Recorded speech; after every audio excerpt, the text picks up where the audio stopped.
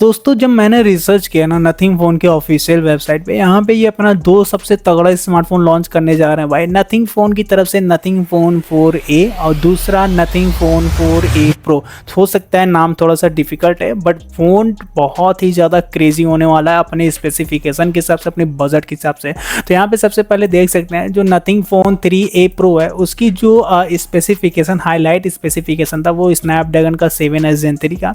इसकी जो प्राइजेस थी वो 30,000 थी। इवन यहाँ पे आपको 50+50+8 मेगापिक्सल का बैक कैमरा मिल जाता था, 32 मेगापिक्सल का सेल्फी कैमरा, और यहाँ पे जो डिस्प्ले पैनल मिलता था एमोलेड और 120 हर्ट्ज का रिफ्रेश रेट। ये इसकी कुछ बेसिक और हाईलाइट स्पेसिफिकेशन थे, और अभी ये अमेजॉन पे इसकी जो प्राइस थी 30,000 है, ठीक है।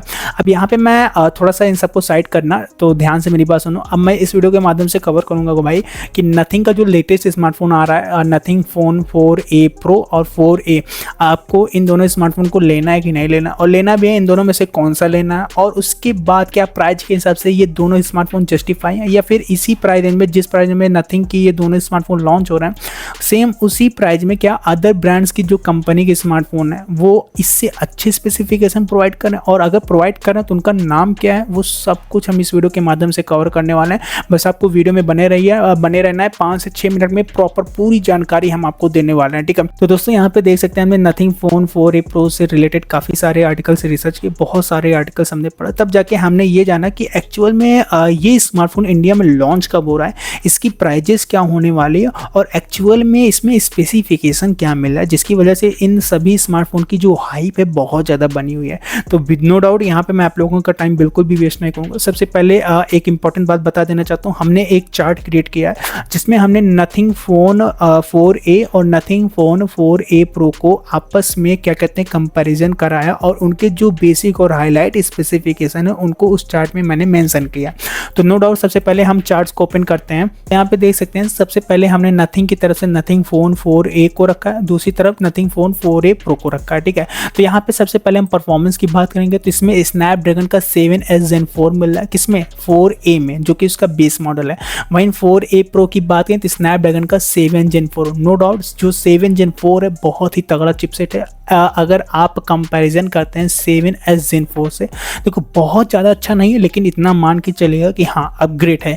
उसके बाद डिस्प्ले की बात करें तो नो डाउट 6.78 इंचेस का 1.5 के एमोलेड डिस्प्ले पैनल मिल रहा है, किसमें 4A लाइक बेस मॉडल में, और इसमें आपको सिर्फ और सिर्फ 120 हर्ट्ज का रिफ्रेश रेट मिलता है। लेकिन अगर आप 4A pro like top variant लेते हैं तो इसमें आपको 6.83 इंचेस का मतलब लार्जेस्ट स्क्रीन साइज मिल रहा है भाई। मल्टीमीडिया अगर ज़्यादा कंज्यूम करते हो तो हो सकता है डिस्प्ले आप ही के लिए बना है। साथ ही 1.5 के रेजोल्यूशन के साथ एमोलेड डिस्प्ले पैनल इसमें भी मिल रहा है, और यहाँ पे 144 हर्ट्ज का रिफ्रेश रेट मिल रहा है, लाइक 20 हर्ट्ज का रिफ्रेश रेट यहाँ पे एक्स्ट्रा देखने को मिल जाता है। वहीं बिल्ड क्वालिटी की बात करें तो इसमें जो बेस मॉडल है वो ट्रांसपेरेंट देखने को मिल जाता है, बट हाँ जो डिज़ाइन है, जो क्या कहते हैं उसका फ्रेम देखने को मिलता है वो प्लास्टिक देखने को मिलता है, और IP64 की वाटर रेटिंग देखने को मिलती है। वहीं अगर टॉप वेरिएंट की बात करें तो प्रॉपर यहाँ पे आपको मेटल यूनिबॉडी देखने को मिल जाती है, जो इसका फ्रेम है वो मेटल देखने को मिल जाता है, और यहाँ पे आपको IP65 की वाटर रेटिंग मिल जाती है। तो यहाँ पे भी इन्होंने अपग्रेड कर दिया है। फिर उसके बाद यहाँ पे कैमरा की बात करें तो जो मेन कैमरा वो है 50 मेगापिक्सल का, जो कि सैमसंग का है, और जो टेलीफोटो कैमरा वो है आपका 50 मेगापिक्सल का, जो कि 3.x ऑप्टिकल जूम के साथ आता है, और यहाँ पे जो डिजिटल जूम है वो 70x जूम देखने को मिल जाता है। ये आपका बेस वेरिएंट में हो गया। वहीं अगर टॉप वेरिएंट की बात करें तो 50 मेगापिक्सल का यहाँ पे भी मेन कैमरा मिलता है, बट यहाँ पे सैमसंग का मेन कैमरा ना देके सोनी का लाइटिया 700C वाला सेंसर दे देते हैं, जिसकी वजह से जो कॉन्ट्रास्ट है, जो ब्राइटनेस है, जो पिक्चर्स की क्वालिटी है, कलर्स है, ओवरऑल एक नंबर का देखने को मिलता है। देन यहाँ पे जो सेकंड कैमरा मिलता है इसमें भी आपको टेलीफोटो का सेंसर देखने को मिल जाता है, बट यहाँ पे 3x 5x का ऑप्टिकल जूम देखने को मिलता है, साथ ही 140x का डिजिटल जूम देखने को मिल जाता है। मतलब यहाँ पे बेस वेरिएंट में सिर्फ 70x का डिजिटल जूम देखने को मिलता है, और टॉप वेरिएंट में आपको डार्ट इसका 2 गुना लाइक 140x का। भाई साफ साफ यहाँ पे आपको डिफरेंसेस देखने को मिल जा रहे हैं। इवन अगर ग्लिफ स्टाइल की बात करें तो यहाँ पे आपको ग्लिफ बार देखने को मिल जाता है, जो कि 63 LEDs के साथ देखने को मिलता है। वहीं टॉप वेरिएंट में आपको ग्लिफ मैट्रिक्स का देखने को मिल जाता है, जिसमें 137 LEDs यहाँ पे देखने को मिल जाती हैं। तो ये इसके कुछ बेसिक और हाईलाइट स्पेसिफिकेशन थे जो कि हमने चार्ट के माध्यम से बता दिया। वेल ये स्मार्टफोन लॉन्च कब हो रहा है हम उसको सबसे पहले बताना चाहेंगे। रहेंगे। तो दोस्तों नथिंग के ये दोनों स्मार्टफोन आप 13 मार्च 2026 को इंडिया में लॉन्च होने वाला है और आप इसे 13 मार्च को ही इंडिया में आप बाई करने वाले हो या प्री बुकिंग करने वाले हो। अगर प्राइस की बात करें तो नथिंग फोन 4A की जो प्राइस होने वाली है, इसका जो बेस वेरिएंट है 8GB रैम 128GB का इंटरनल स्टोरेज, ये एक्चुअल में आपको अंडर 30,000 में देखने को मिल जाएगा। और जैसे जैसे वेरिएंट को अपग्रेड करेंगे लाइक 12 to 56 तक जाएंगे तो अंडर 37,000 में इजिली बाई करने वाले हैं। बट वहीं top variant like 4A pro की बात करें तो इसमें जो बेस वेरिएंट है 8 128GB, ये एक्चुअल अंडर 40,000 में देखने को मिलेगा। लेकिन वहीं टॉप वेरिएंट की बात करें तो 12 to 56GB का अगर आप बाई करेंगे तो अंडर 45,000 में इजिली बाई करने वाले हैं। तो दोस्तों अब इसको हम सब साइड करते हैं, अब फेस टू फेस बात करते हैं कि भाई माजरा क्या है। देखो भाई 30,000 के बजट में नथिंग फोन 4A को बाई करोगे, अंडर 45,000 या अंडर 40,000 के बजट में 4A प्रो को बाई करोगे, लाइक 10,000 आपको ज़्यादा देना पड़ रहा है। अब यहाँ पे कन्फ्यूजन बनता है कि भाई पहली बात तो इन दोनों स्मार्टफोन को हमें लेना भी है कि नहीं लेना है।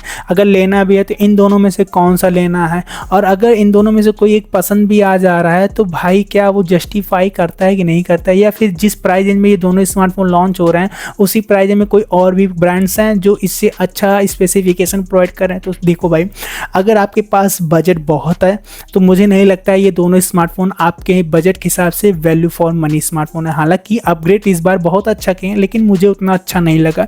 इसमें कुछ चीज़ें हैं जो मुझे अच्छी लगी, जैसे कैमरा में इन्होंने इंप्रूवमेंट किया फोन ए प्रो में। यहाँ पे आपको अच्छा खासा कैमरा सेंसर देखने को मिल जाता है। यूआई इनका अच्छा है, यूज़र इंटरफेस जो है एकदम क्लीन देखने को मिलता है। डिज़ाइन अच्छा दिया है भाई, ट्रांसपेरेंट डिज़ाइन देखने को मिलता है, काफ़ी यूनिक। और भी जो अदर ब्रांड्स हैं उनको उनसे थोड़ा डिफरेंट हो जाता है।